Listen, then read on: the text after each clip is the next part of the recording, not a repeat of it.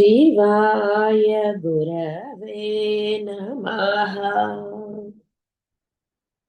शिवाय गुरवे नमः।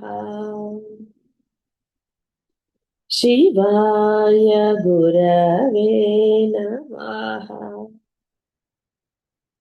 शिवाय गुरवे नमः। అంతకుముందు మనకి రమ వచ్చింది. ఇప్పుడు రామ స్త్రీ స్వరూపంలో ఉన్నది. శంకర పురుషాః సర్వే స్త్రియః సర్వా మహేశ్వరి. పుంలింగ శబ్దవాచ్య ఏతే చ రుద్రా ప్రకీర్తితాః. స్త్రీలింగ శబ్దవాచ్య యాః సర్వాగౌ సర్వా గౌర్యా విభూతయః. ఏవం స్త్రీ పురుషా ప్రోక్త తయోః రేవ విభూతయః. క్షమ్యతాం. ప్రోక్తాః తయోః ఏవ అనాలి, రేవ అనేసాను. విభూతయః అలా విడదీయకూడదు కాబట్టి. దేవతిర్యక్ మనుష్యాదౌ పున్నామ భగవాన్ హరి. శ్రీనామ్ని లక్ష్మీ మైత్రేయ నానాయోః విద్యతే పరం. శ్రీయే లక్ష్మియే రామ అనబడుతుంది. నిత్యానంద లక్షణం కలిదేగుట రామ. యోగిజన హృదయములను రమించినది, రంజింపచేయనదగుట రామ. చాలా మనకి సౌందర్యలహరిలో కూడా స్త్రీ రూప అనేది మనకి విష్ణు సహస్రనామంలో వస్తుంది. పురుషిక, అహో పురుషిక అని వస్తుంది. అమ్మ అనుకుందిట, మనకి అమ్మ దాంట్లో చెప్పినప్పుడు నా పురుష రూపం ఎలా ఉంటుందో చూద్దాం అనుకుంటే కృష్ణ అవతారం వచ్చిందిట. అందుకే కృష్ణుడు నల్లగా ఉన్నా చాలా అందంగా ఉంటాడని అందరూ ఆయన్ని చూసి మోహితులవుతారు. అమ్మ అలా అనుకుంది, ఎలా ఉంటాను అని ఆవిడ అనుకుంది. అందుకని తర్వాత రామ అవతారం కూడా అందుకే వచ్చింది. రాముడు కూడా నల్లని వాడే, రామ అవతారం వచ్చింది. ఎందుకంటే విష్ణుమూర్తి అవతారాలు అంటే విష్ణుమూర్తి స్ఫటిక సదృశం అవతారాలు ఇది. కాబట్టి ఇక్కడ నలుపు తెలుపు భేదాలు మనకే కానీ వాళ్ళకి లేవు. కాబట్టి రామ రామ అన్నప్పుడు రమాకి అర్థం ఒక లక్ష్మి మాత్రమే. రామ అంటే మనసులని ఆనందింపజేస్తుంది. రామావతారము కృష్ణ అవతారాల్లో అది జరిగింది. రమణలంపట రమణునితో కామేశ్వరునితో అభేదమై ఏకత్వ రూపంలో ఉన్నది. రామ అనబడుటచే రమణుని యందు ఆసక్తి కలది. రమణ అనగా బ్రహ్మ ఆత్మ. బ్రహ్మ కామ అన్నమాట, ఆత్మ. ఆత్మయందే ఆసక్తి కలిగి స్వ ఆత్మయందే క్రీడిస్తుంది. పరమానంద స్వరూపి. కామ్యాయను నామం సరే నామాల గురించి అడిగాను. సరే, కాబట్టి రమణునితో అంటే కామేశ్వరునితో అభేదమే. అంటే బ్రహ్మానందం వేరు, ఆవిడ వేరు కాదు. ఆనందం ఒకటి, ఇదొకటి అలా అని కాదు. లడ్డు వేరు, లడ్డు తీపిదనం వేరు కాదు. కాబట్టి మీరు ఒక కంటితో ఏదైనా చూసి ఆస్వాదించినప్పుడు కళ్ళు ఏమి అది పొందదు. ఆ యొక్క దృశ్యాన్ని బట్టి మీలో ఒక వికారమో ఏదో కలుగుతుంది. అది దృశ్యాన్ని చూసిన కంటికి ఏమి ఇది అవలా. బాధపడినప్పుడు కంట్లోంచి నీళ్ళు వస్తాయి. అలాగే ఇక్కడ అభేదం ఆవిడికి ఉన్నది బ్రహ్మానందమే. కాబట్టి ఆవిడ ఎప్పుడూ ఆ బ్రహ్మానందంలోనే ఉంటుంది. దాని అందే ఆసక్తి కలిగి ఉన్నది, వేరేది లేదు. అంటే రూపం పొందినా బ్రహ్మానందమే, రూపం పొందకపోయినా బ్రహ్మానందమే. ఇక్కడ కామేశ్వరునితో ఐక్యం అంటే శివశక్తి ఐక్యం మనం చెప్పుకుంటూనేము. అంటే మామూలుగా ఈ బాహ్య ప్రపంచంలో భార్యాభర్తల బంధాన్ని చాలా ఉన్నతంగా చెప్పారు. భార్యాభర్తలు ఇద్దరు అభేదం, ఇద్దరిది ఒకే అభిప్రాయంగా ఒకరికొకరు సర్దుకుంటూ ఇలా ఉండాలి అని ఒక గృహస్థాశ్రమంలో భార్యాభర్తల బంధాన్ని చెప్తారు. సరే, ఇప్పుడు రకరకాలు అనుకోండి. ఆ విధంగా అభేదంగా ఉంది. స్వామి ఏదన్నా చెప్తే దానికి సరే అంట ఆయన అలాగే. అంటే ఇక్కడ ఎందుకు వాళ్ళిద్దరిని విడిగా చెప్పారు అంటే, ఇక్కడ నువ్వు ఇద్దరుగా ఉన్నావు కాబట్టి. ఒకసారి చూపిస్తున్నారు. "ఒరేయ్! ఇద్దరుగా ఉన్న మేము ఒకటే" అని వాళ్ళెలా చెప్పారో, మీరు కూడా ఇలా ఉన్నారా? ఐకం, ఏకత్వం. ఇక్కడ అనేక బంధాలన్నీ చేసి సరే వాటి యందు అభేద భావంతో ఉండమని చెప్పారు. కాబట్టి ఏకత్వ రూపంలో ఉంది. ఆ బ్రహ్మానందం నందు మాత్రమే ఆవిడకి ఆసక్తి. ఇంకా వేరే వాటిల్లో ఆవిడకి పెద్ద ఆసక్తి లేదు.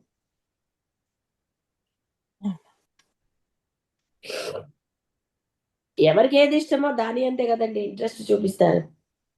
కాబట్టి అమ్మ అది. అయితే ఇక్కడ అమ్మ వేరు బ్రహ్మానందం వేరా అనడానికి లేదు. ఇద్దరు ఒకటే. అందుకని రమణ లంపట అని చెప్పబడింది. కామ్య ఇక్కడ మనకి ఇందాక రామాలో స్త్రీ రూప ఇవన్నీ ఇచ్చారు. అంటే ఈ పురుష రూపము శంకరుడైతే స్త్రీ రూపం అమ్మవారు. శంకర పురుష సర్వే స్త్రీ. కాబట్టి పురుషుడైనప్పుడు శంకరుడు, రాముడు, కృష్ణుడు ఇలా అంటారు. అదే స్త్రీ రూపం పొందితే మహేశ్వరి, లక్ష్మీదేవి, సరస్వతి ఇవన్నీ. అందుకని వాళ్ళు శక్తులు అన్నారు. ఒక వేరు వాళ్ళలో అభేదం. వీళ్ళు వేరు వాళ్ళు వేరు కాదు. ఇందాక మనం చదువుకున్న శ్లోకాలకు వీళ్ళు విడిగా ఇవ్వలేదు, నాకు ఇప్పుడు గుర్తుంది. సో ఇక్కడ అంతా కూడా ఏదైనా సరే ఉన్నది ఆ పరబ్రహ్మమే. ఆ పరబ్రహ్మమే ఆ ఆనందం. అది నువ్వు పొందితే మరల ఎప్పుడైతే ఆ అద్వైత స్థితి నువ్వు పొందుతావో ఇంకా వేరేగా ఇతను పురుషుడు ఇది అన్ని ఏమి ఉండవు. వాడు జీవుడు అంతే. వాళ్ళు పురుషుల స్త్రీల ఇలాంటి ఆ భేదం కనపడదు. వ్యవహారంలో పేర్లు ఉండవచ్చు కాక ఏదన్నా ఉండొచ్చు కాక. అందుకనే మహర్షులు కానీ జ్ఞానులను కానీ వాళ్ళకి నువ్వు పురుషుడు అయితే ఏమిటి, స్త్రీ అయితే ఏమిటి, వాళ్ళకి ఆ భేదం అంటే అలా ఉండదు. సరే వ్యవహారంలో కొన్ని ఉండాలి కాబట్టి బాహ్య ప్రపంచం చాలా భయంకరమైనది కాబట్టి అది చూపిస్తారు అంతే తప్ప వాళ్ళ దృష్టిలో వాడు జీవుడే. వాడు పురుషుడైనా సరే స్త్రీ అయినా సరే. అందుకే గురువులు ఎప్పుడు కూడా పిల్లలు అంటాడు.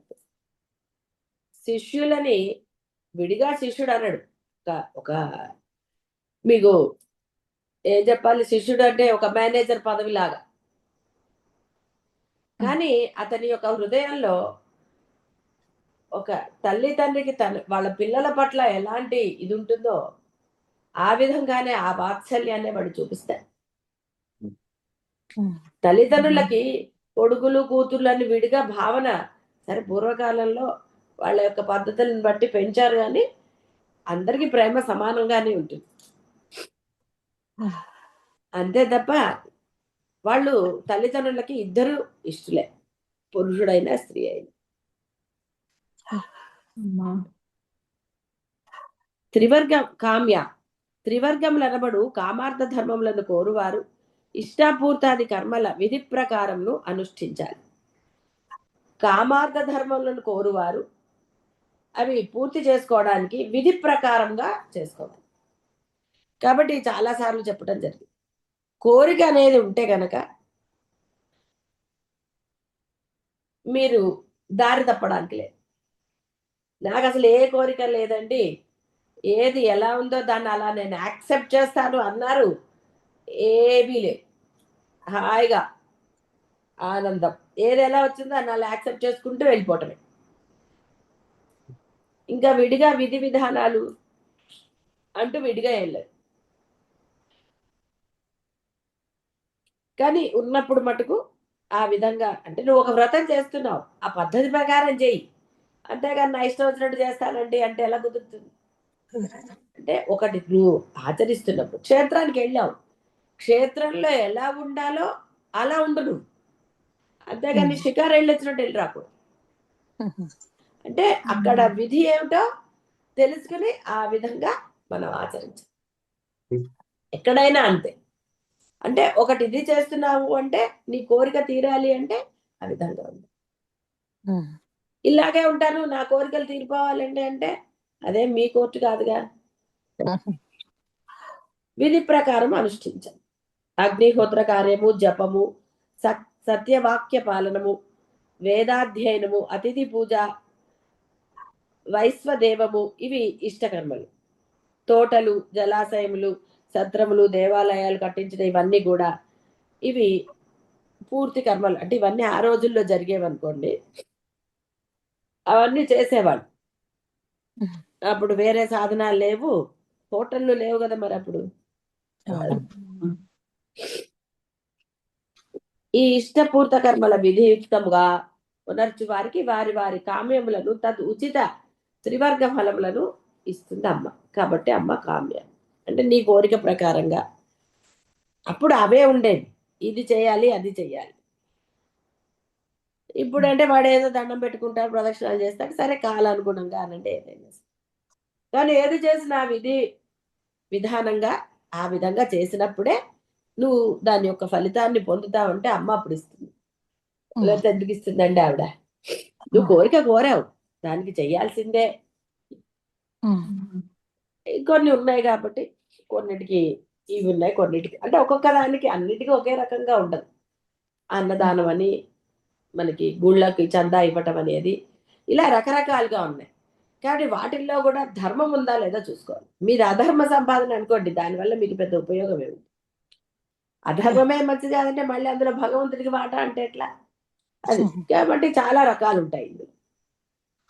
కాబట్టి అమ్మ ఈ అంటే మీరు ఆచరించే విధానాన్ని బట్టి మీకు ఏది ఇవ్వాలంటే మోక్షాన్ని కూడా ఇస్తుందని చెప్పారు కదా, ఏదైనా ఆవిడ ఇస్తుంది. జ్ఞానరూపిణి అగుట జ్ఞాన మార్గమున తనతో అభిన్న భావనా పరులకు వారికి మోక్షాన్ని మళ్ళీ ఇక్కడ ప్రసాదించినది అగుట కూడా కామ్య. అందరికీ ఈ బాహ్యమైన కోరికలే ఉండవు కదా, పొంది తీరాలని ఉంటుంది. జ్ఞానాన్ని పొంది తీరాలి, అదే అద్వైతం, ఏకత్వం, అహం బ్రహ్మాస్మి. కాబట్టి ఎవరైతే దాన్ని కోరుకుంటారో వారికి అది ప్రసాదించి తీరుతున్నారు. ఈ సినిమాల్లో లాగా ఇట్లా వెళ్ళి అలా అంట, వారి యొక్క అన్ని మారుస్తూ ఎలా చేయాలో ఆవిడ అలా చేస్తారు. వారికే తెలియకుండా ఆవిడ అవి ప్రసాదిస్తుంది. ఈక్షతి రూపం సృష్ట్యాదిని పరమేశ్వరుని సృష్టి క్రియకు ఉన్ముఖుడిని చేసిన ప్రథమ సంకల్ప రూప విశేషం ఒకట కాదు. ఈ సృష్టి చేయడానికి పరమేశ్వరుణ్ణి ఆవిడ ఎంకరేజ్ చేసింది, చేద్దాం చేద్దాం ఆడుకుందామని.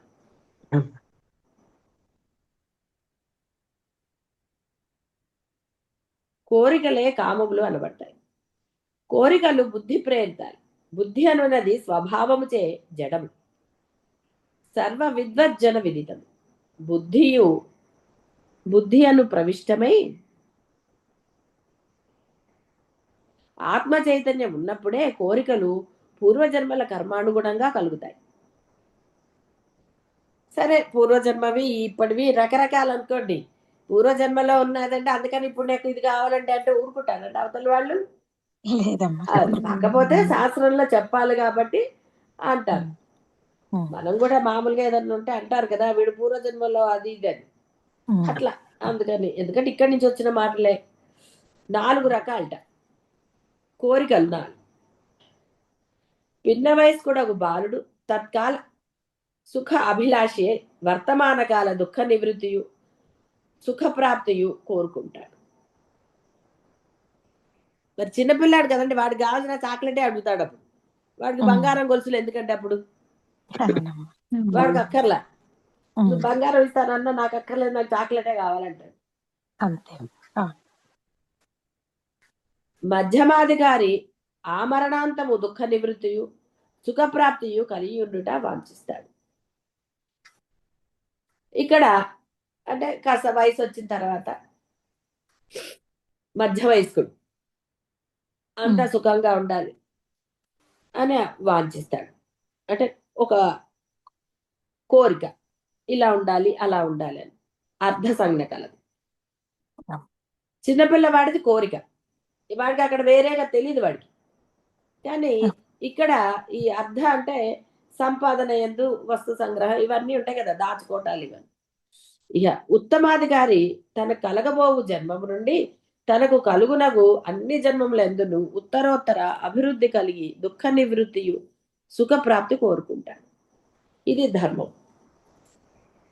అయ్యో ఇహ నేను ధర్మంగా ఉంటాను కాబట్టి ముందు జన్మ ఈ జన్మలో నేను ఆనందాన్ని పొందుతాను, తర్వాత ఉత్తమ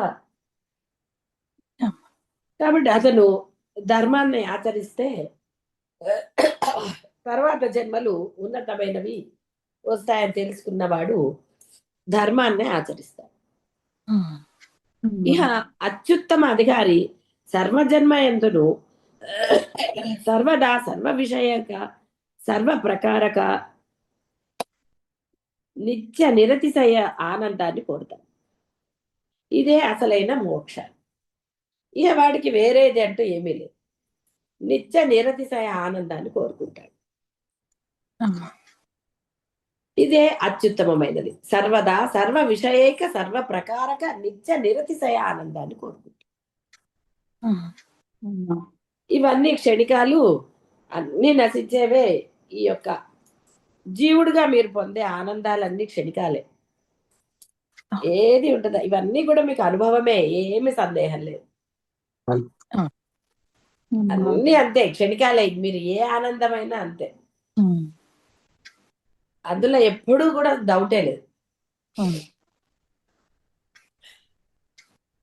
అయినా ఉన్నారు అంటే మీరు ఏ తరగతిలో ఉన్నారో చూసుకోండి. అర్థంలో ఉన్నారా, ధర్మంలో ఉన్నారా, మోక్షంలో ఉన్నారా? మళ్ళీ విడిగా గురువు చెప్పడం ఎందుకండి? అర్థమా ధర్మమా ఈ రెండు దాటితే కదా అంటే ఒకటేసారి మోక్షంలోకి వచ్చేయచ్చు. అవి దాటుకుంటూ రావాల్సిన అవసరం లేదు. అది తెలియని వాడు, బోధ లేనివాడో గురువు లేనివాడో వాడు అలా వస్తాడు. గురువును బోధ లభించిన తర్వాత ఇంకా అర్థం దగ్గరే ఆగిపోతాయి. కాబట్టి చూసుకోండి. కాబట్టి మొదటి 3 సాపేక్షిక కామాలు, 4వది నిరపేక్షిక కామం. వీని అన్నిటి రూపమై వీటన్నిటినీ ప్రసాదించేది పరమేశ్వరుడు. కాబట్టి ఆవిడ కామ్య కామకళా రూప కామేశ్వరుని యొక్క కళా విభూతి శక్తి, ఇచ్ఛాశక్తి స్వరూపిడి. ఆగమ శాస్త్రానుసారము ఇవి 3 విధాలట. 3 ఒకటే అయినను వినియోగ మాత్ర భేదం. కామకళా విలాసమున చెప్పబడినట్లుగా బిందుత్రయం హార్ధకళ, అగ్రబిందువు కామేశ్వర రూపము బిందుద్వయం. అంటే ఇక్కడ ఈ అమ్మ యొక్క వాటిల్లి అంటే ఇది మీకు పెద్ద అవసరం లేదు, ఇదంతా మంత్ర స్వరూపము. ఈ తాంత్రికంలో కొన్ని ఇది చేస్తారు, అందువలన ఇవన్నీ కూడా షోడసాక్షరి మంత్ర విద్య, ఈ షోడశ కళారూపము, నిత్యా కళ, ఇవి ఐహిక ఆముష్క పూర్ణ ఫలదాయాలనిస్తాయి. ఉపాసనలో ఇది వాడతారు. కాబట్టి నేను ఈ హకారాలు ఇవన్నీ కూడా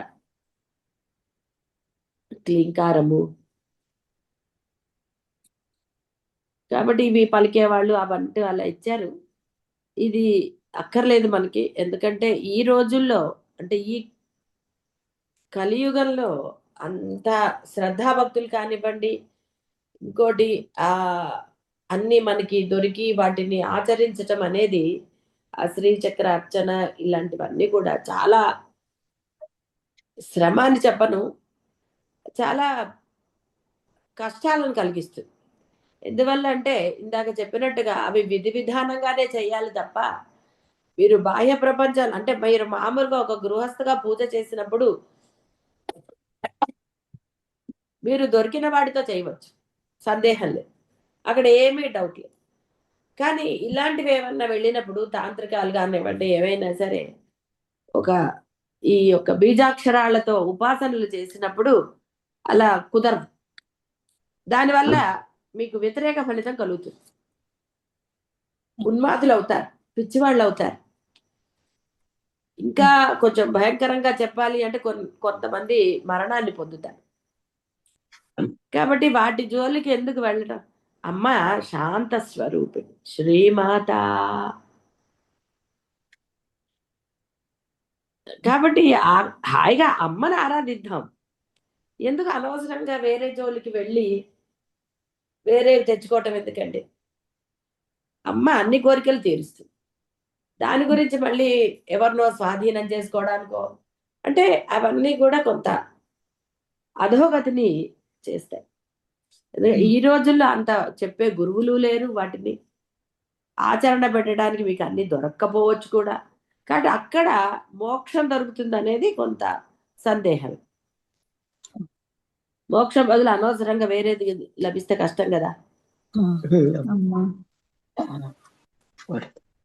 ఇక్కడ ఆ అమ్మాయి యొక్క దేహంలో ఎలా త్రికోణం అది అన్నారు, అది మనకు అక్కర్లేదు. ఇదంతా కూడా అంటే శరీరంలో మనకి అట్లా చెప్తారు.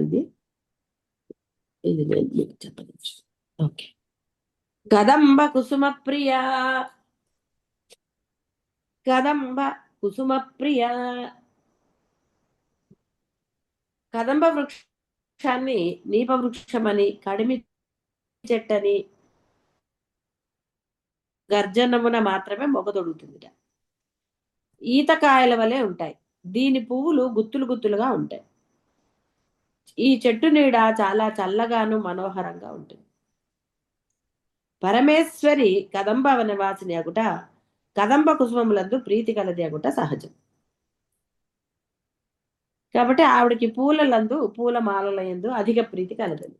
మామూలుగా స్త్రీలు సహజం కదండి పువ్వులకి పెట్టుకోవటంలో అట్లా. ఎవరో కొంతమందికి ఉండదు, కానీ చాలా మంది స్త్రీలు అనగానే పుష్పములందు ఇష్టం కలిగి ఉంటుంది. కాబట్టి అమ్మ అంటే అమ్మ యొక్క ఆ శ్రీనగరంలో చాలా బాగుంటుంది వర్ణన. అది ఎంతెంత ఆవరణలో, మరి ఒక రాజుగారికి ఎంత ఉంటుందో మనం మీరు సినిమాల్లో చూసి ఉండొచ్చు, లేదా కథల్లోనో ఎక్కడో చదివే ఉంటారు. మరి మామూలు ఈ ప్రపంచంలో రాజులకే అంతుంటే ప్రపంచాన్ని పాలించే ఆ అమ్మ యొక్క శ్రీనగరం ఊహించనలవి కాదు. అది అక్కడ అమ్మకి ఆ కదంబ అంటే వనం ఉందిట. ఆ వనంలో ఆవిడ ఎప్పుడు విహరిస్తూ ఉంటుంది.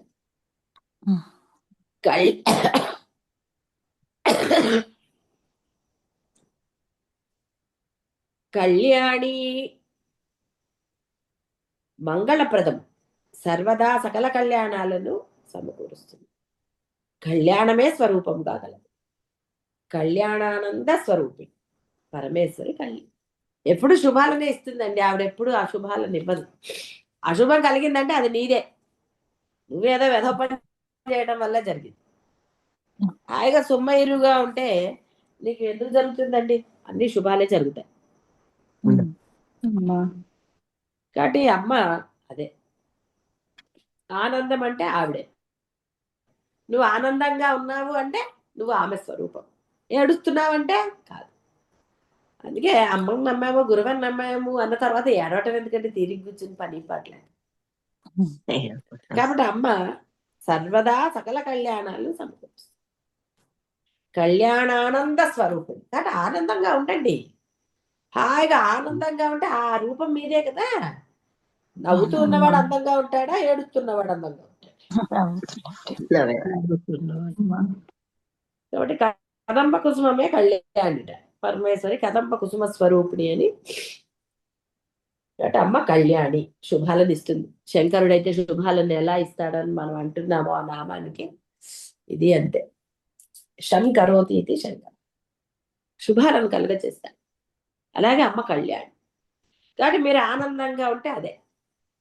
ఎప్పుడు చూసినా ఇది లేదు పోతుంది, తలుచుకుంటే మీ దగ్గరే ఉంటుంది. అందువల్ల చక్కగా ఆనందంగా ఉంటాడు, వచ్చినా నష్టమే లేదు. అది దేహం. దేహం ఇచ్చింది ఆవిడ, కాబట్టి ఆవిడ చూసుకుంటుంది దాని సంగతి. మనం ఎందుకండి వరి అవటం? నిన్ను డాక్టర్ దగ్గర తీసుకెళ్లాలన్నా తీసుకెళ్తుంది, ఏ మందులు మింగించాలో మింగిస్తుంది, ఏం జరగాల జరుగుతూ ఉంటుంది. నువ్వేమి వరి అవ్వక్కర్లేదు దాని గురించి. జగతి కంద,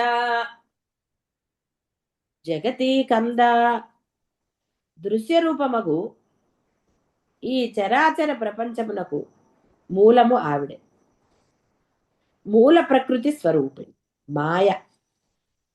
జగత్తు నామరూపమున ద్వివిధము. ఈ జగత్తు రెండు రకాల, పేరు ఇంకోటి కలిపి రూపం. ఈ రెండు రూపములకు మూలమైన మూల ప్రకృతి. జగము మండల రూపం.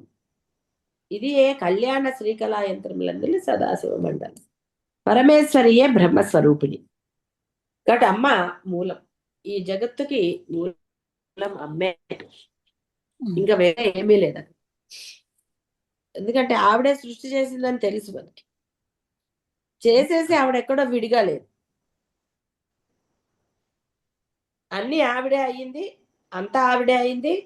లోపల ఉంది, బయట ఉంది. లోపల ఉంది కాబట్టి బయట లేదు అనడానికి లేదు. లోపల బయట మొత్తం ఆవిడే. ఆవిడ తప్ప అన్యము లేకుండా ఉంది. కాబట్టి సర్వము ఆవిడే, మూలము ఆవిడే. కాబట్టి ఆనంద స్వరూపం అన్నా ఏది అన్నా ఇంకొకటి లేదు. అందుకని ఆనందంగా ఉండండి అని చెప్పారు. ఆనందంగా ఉంటే మీరే ఆనంద స్వరూపులు కదా, ఇంకా వేరేగా ఏముందండి. అప్పుడు జగత్తుకు మూలం మీరే అవుతారు. ఎంత ఎంత చూడండి, ఎంత గ్రేట్ అసలు. ఉన్నవాళ్ళు ఉన్నట్టుగా గొప్పవాళ్ళు అయిపోలేదు. ఎంత హాయి కదా. ప్రమోషన్ వచ్చేసింది అనుకోండి, ఎక్స్పెక్ట్ చేయకుండా ఎంత ఆనందం. ఇది అంతే ప్రమోషన్ మీకు. ఎంత బ్రహ్మాండమైన ప్రమోషన్ అండి. అనుకుంటే మటుకు దొరుకుతుందా? దొరకదు. కరుణారస సాగర, కరుణారస సాగర. పరమేశ్వరి కరుణా సముద్రాలు. కరుణయే రసము, కరుణారసము. ఆ రసము అపారము, సముద్ర సదృశం. ప్రపంచమున ప్రతి తల్లికి తన సంతానమునందు అపార కరుణ, అపారము. సకల చరాచర ప్రపంచములందలి జీవజాలమునకు అంతయు తల్లియగు పరమేశ్వరికి ఎంత ఉంటుంది మరి? ఈ జీవుల ఎంతలి కరుణకు లెక్క గాని పరిమితి గాని లేదు. కాబట్టి ఆవిడ కరుణారస సాగర.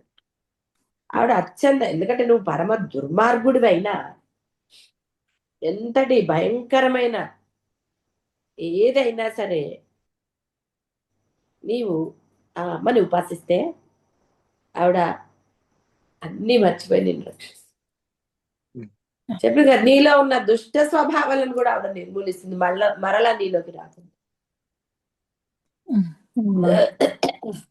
మరలా నీలో చెడు ఆలోచన గాని అధర్మం గాని రానివ్వకుండా చూస్తుంది. ఇంకా అంతకంటే ఏం కావాలి? కాబట్టి అంత కరుణ ఆవిడ. కరుణ లేకుండా ఇవన్నీ ఎవరు చేయలేరు. సరే, బాహ్య ప్రపంచంలో తల్లిదండ్రులు ఎలా ఉంటారు ఏంటి అవన్నీ అనవసరమైన విషయం. ఒక్కొక్కళ్ళది ఒక్కొక్క ఎక్స్పీరియన్స్.